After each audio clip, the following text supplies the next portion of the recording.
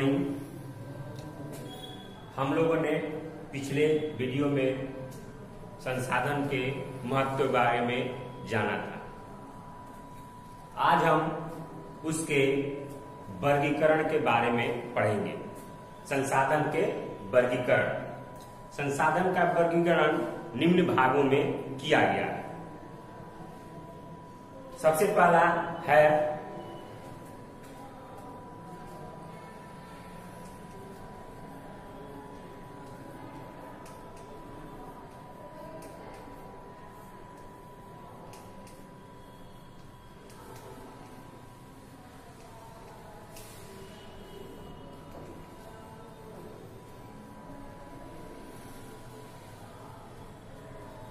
पहला है आपको उत्पत्ति के आधार पर। संसाधनों का वर्गीकरण उत्पत्ति के आधार पर।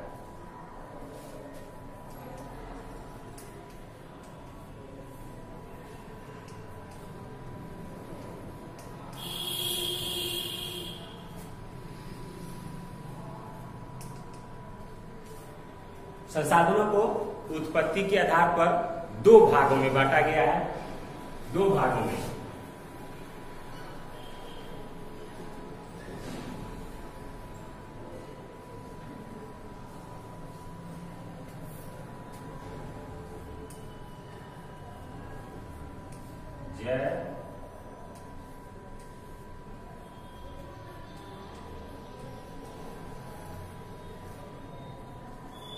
संसाधन को उत्पत्ति के आधार में दो भागों में बांटा गया है, जैव और अजैव। जैव संसाधन उसे कहते हैं जिसमें सजीवों के गुण पाए जाते हैं, यानी जितने भी सजीव हैं वो हमें जैव संसाधन कहते हैं। जैसे मनुष्य, मत्स्य, वनस्पति, ये सब जैव संसाधन आते हैं। यानी जिस संसाधन में सजीवों के गुण पाए जाते हो, सजीव होते हो, उन्हें हम जैव संसाधन कहते हैं। अजैव संसाधन वैसे संसाधन जिसमें सजीवों के गुण नहीं होते हैं, जैसे चट्टान हो गए, खनिज हो गए, पर्वत हो गए, ये हमारे अजैव संसाधन कहलाते हैं। आप लोग इसको लिख सकते हैं। जैव संसाधन किसे कहते हैं?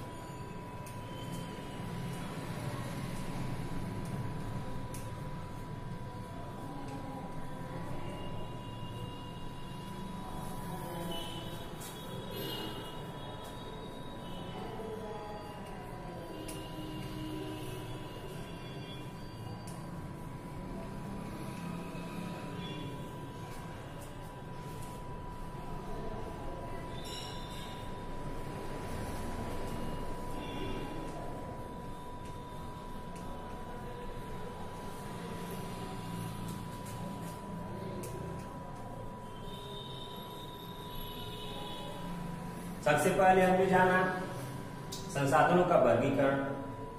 तो संसाधनों को पहले वर्गीकरण में है उत्पत्ति के आधार पर। उत्पत्ति के आधार पर दो भागों में बांटा गया है। पहला जैव संसाधन। जैव संसाधन ऐसे संसाधन जिनमें सजीवों के लक्षण पाए जाते हैं, यानी जो सजीव होते हैं। जैव मतलब जिसमें जीव होती है, जिसमें सजीव के गुण पाए जाते हैं, सजीव के लक्षण पाए जाते हैं, उसे हम जैव संसाधन कहते हैं। जैसे मनुष्य हो गया, मत्स्य यानी मछली, वनस्पति, पशु लिख सकते हैं,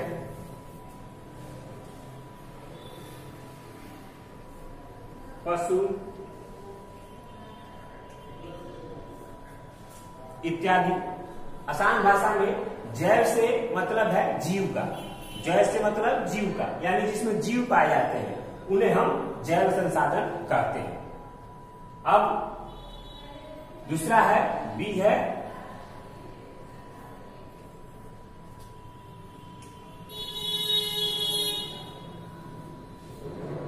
अजैव संसाधन। तो मैंने आप लोगों को बताया वैसे संसाधन जिसमें निर्जीव के गुण पाए जाते हैं, जो निर्जीव वस्तुओं का समूह होता है, उसमें उसको हम अजैव संसाधन कहते हैं। देख लीजिए,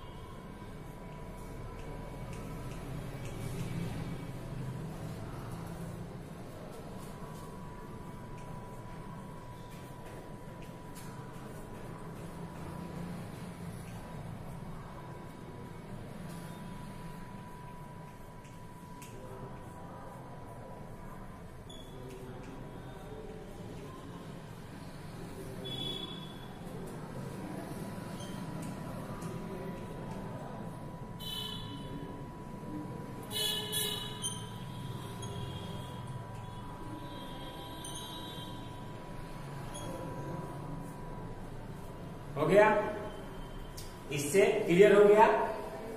उत्पत्ति के आधार पर हम दो भागों में बांटते हैं। पहला जैव संसाधन किसे कहते हैं? ऐसे संसाधन जिनमें सजीवों के लक्षण पाए जाते हैं उसे हम जैव संसाधन कहते हैं, जैसे मनुष्य, मछली, वनस्पति, पेड़ पौधे या आपको पशु। दूसरा है अजैव संसाधन, ऐसे संसाधन जिनमें निर्जीव के लक्षण पाए जाते हैं उन्हें हम अजैव संसाधन कहते हैं। जैसे आपके खनिज हो गया, चट्टान हो गए, पर्वत हो गए, ये सब निर्जीव होते हैं और इन्हें अजैव संसाधन के रूप में हम लोग रखते हैं।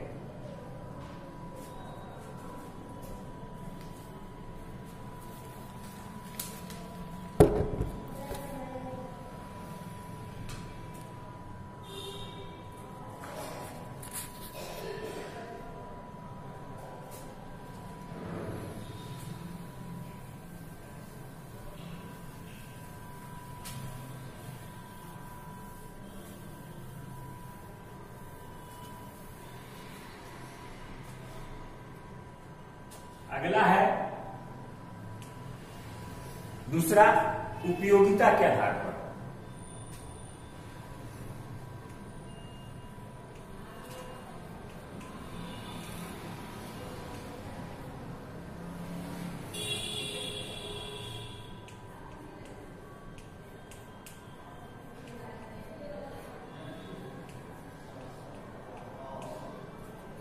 उपयोगिता के आधार पर, उपयोगिता के आधार पर हम दो भागों में बांटते हैं। उपयोगिता के आधार पर भी हम संसाधनों को दो भागों में बांटते हैं। पहला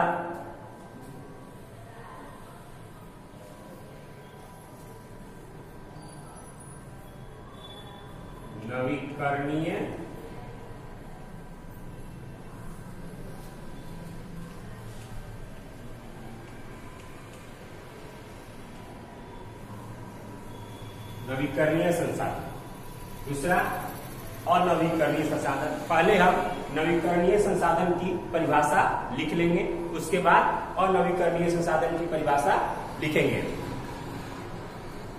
तो इसका परिभाषा क्या होगा नवीकरणीय संसाधन का? वैसे संसाधन जिन्हें हम किसी मशीन द्वारा, किसी विधि द्वारा नया बना सके, फिर से उपयोग में ला सके, उसे हम नवीकरणीय संसाधन कहते हैं। वैसे संसाधन जिन्हें हम किसी विधि द्वारा उससे पुनः उसका उपयोग में ला सके, उन्हें हम नवीकरणीय संसाधन कहते हैं। कैसे लिखना है देखिए, वैसे संसाधन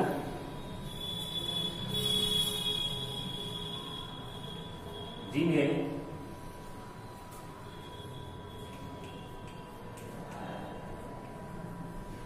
भौतिक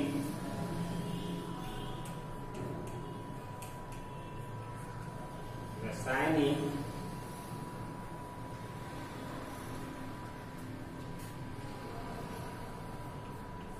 तथा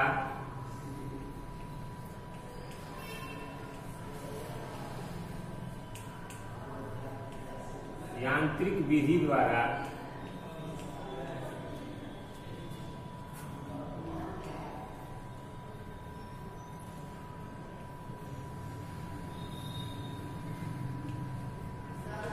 पुनः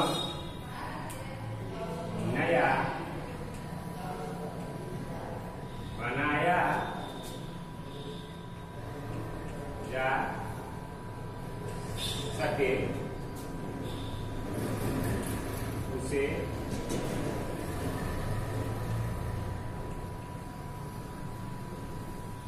नवीकरणीय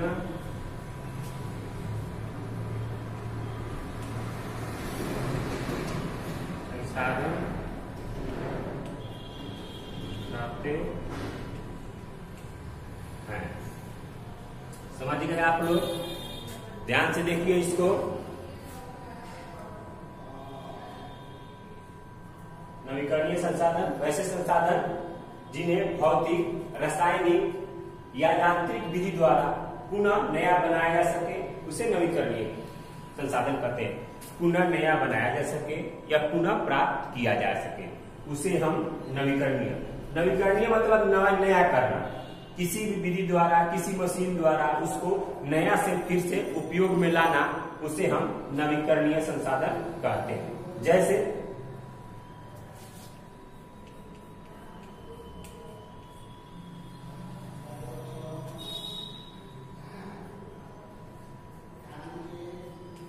जल ऊर्जा,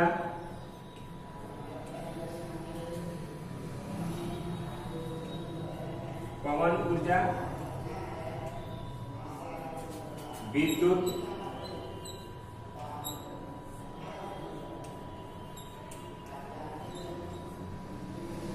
इत्यादि।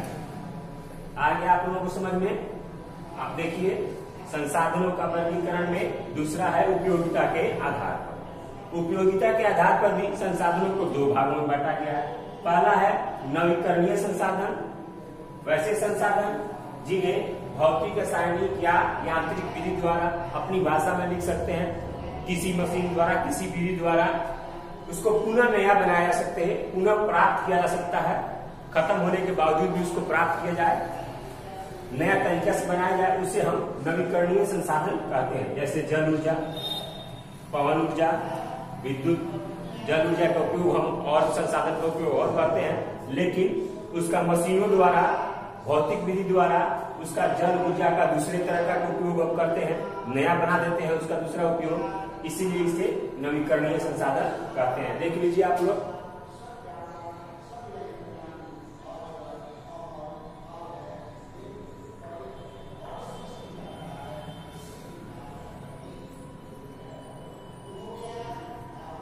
हो गया?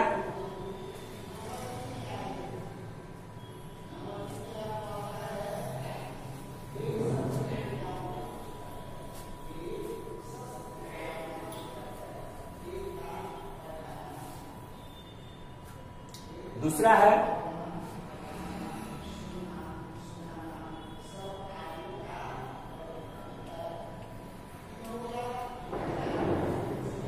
अनवीकरणीय संसाधन। पहला था नवीकरणीय संसाधन, अब अलग गया और नवीकरण संसाधन। इसमें क्या है? इसमें वैसे संसाधन जिसे हम पुनः प्राप्त न कर सके, यानी एक बार उसका उपयोग कर लेने पर वो लगभग समाप्त हो जाते हैं, इसे हम अनवीकरणीय संसाधन कहते हैं। इन संसाधनों को बनने में लाखों करोड़ों वर्ष लग जाते हैं, तब ये जाकर बनते हैं, और एक बार उपयोग कर लेने पर इससे किसी भी विधि द्वारा इसे पुनः प्राप्त नहीं किया जा सकता है। इसे हम अनवीकरणीय संसाधन कहते हैं। जैसे आप लोग जीवाश्म ईंधन जान लीजिए, पेट्रोलियम, कोयला, ये एक बार समाप्त हो जाने के बाद ये पुनः प्राप्त नहीं किए जा सकते हैं और इनको बनने में लाखों करोड़ों वर्ष लगते हैं। तो इसका परिभाषा हम कैसे लिख रहे हैं? वैसे संसाधन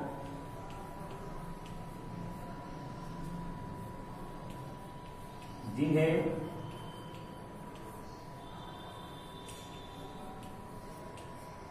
बनने में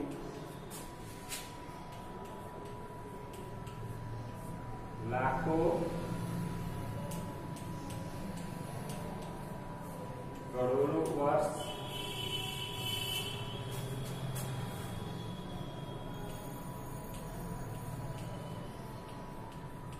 लगते हैं तथा एक बार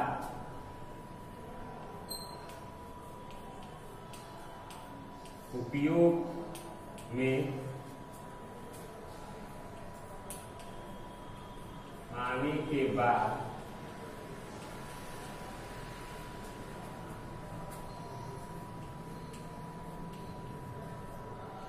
समाप्त हो जाते हैं।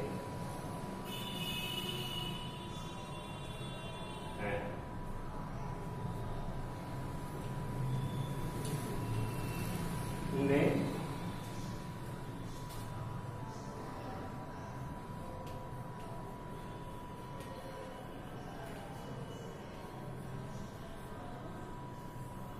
अनवीकरणीय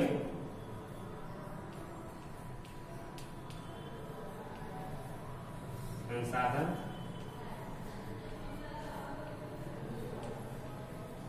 कहते हैं। जैसे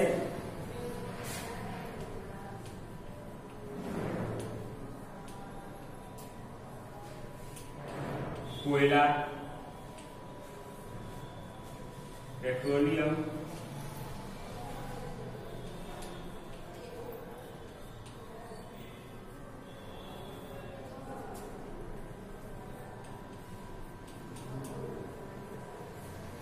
इत्यादि। हो गया। उपयोगिता के आधार पर दो भागों में बांटा गया था। पहला था ये था नवीकरणीय संसाधन, दूसरा है अनवीकरणीय संसाधन। इसमें वैसे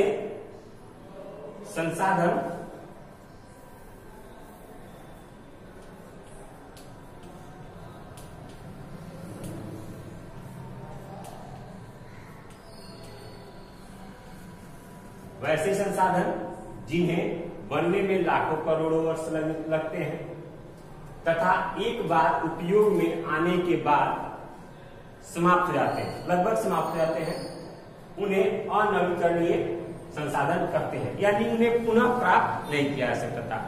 नवीकरणीय संसाधन में हम लोग ने ये पढ़ा था कि उसमें वैसे संसाधन जिन्हों किसी विधि द्वारा पुनः प्राप्त किया जाए, फिर से नया बनाया जाए, उसे नवीकरणीय संसाधन कहते हैं। लेकिन अनवीकरणीय संसाधन में वो लगभग समाप्त हो जाता है, उसे हम पुनः प्राप्त नहीं कर सकते हैं, उसे हम अनवीकरणीय संसाधन कहते हैं। देख लीजिए,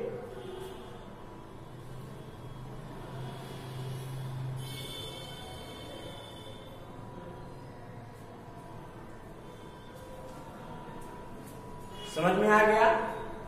पहला था उत्पत्ति के आधार पर दो भागों में, जैव और अजैव। दूसरा था उपयोगिता के आधार पर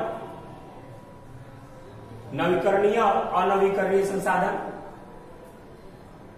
अच्छा होगा, आप लोग समझ गए होंगे। आगे की वीडियो में इसके बाद के दो और वर्गीकरण के बारे में बताऊंगा। धन्यवाद।